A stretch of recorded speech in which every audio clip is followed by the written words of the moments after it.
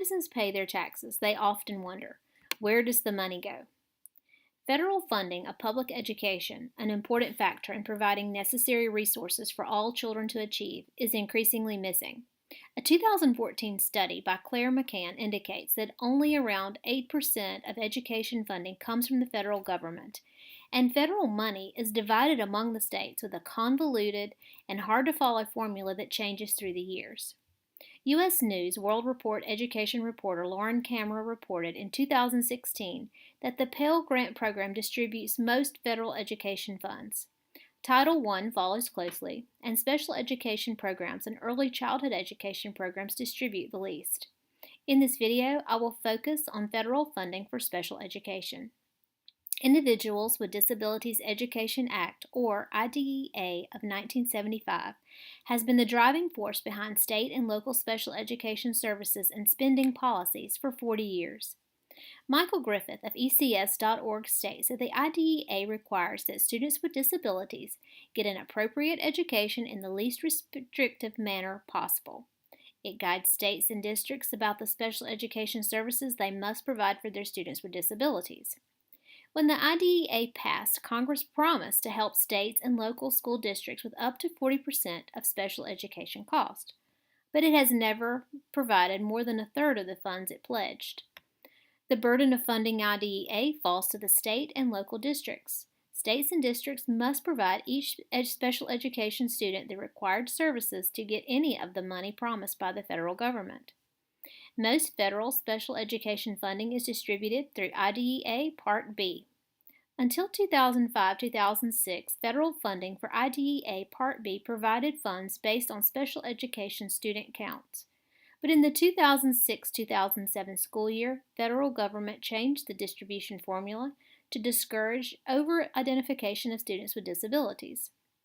Unfortunately, over-identification was highest among minority students, who also face the highest rates of poverty. The decline in federal funding is leaving the most vulnerable schools and students at greater and greater risk. The school where I teach is a Title I school consisting predominantly of poverty-stricken minority students.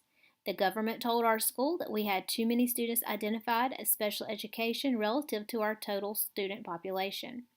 There was no consideration for the high level of poverty that disadvantages our students and their ability to learn. Now we are afraid to identify students with disabilities.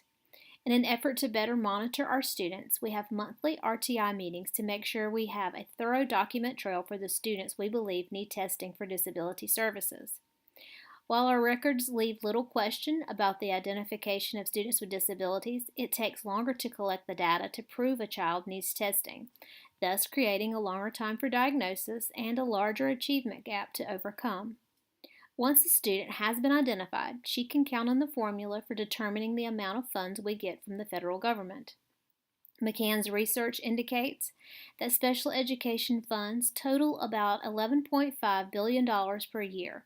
It's unclear exactly how much of this funding comes from the federal government. The parent and teacher website UnderstandingSpecialEducation.com states that the federal government provides roughly 15% of the funds, and most states estimate that federal funding accounts for about 15% of the cost of IDEA. But the U.S. Department of Education states on its website that only about 8% of school special education funding is provided by the federal government. The U.S. Department of Education's website goes on to say that federal funding is an emergency response system, or just a means of filling gaps in state and local support for education. It is not considered the primary source of funding. Unfortunately, as McCann estimates, this leaves states funding about 56% of special education, and local districts covering 36% of the cost, while federal funding is only really about 8%.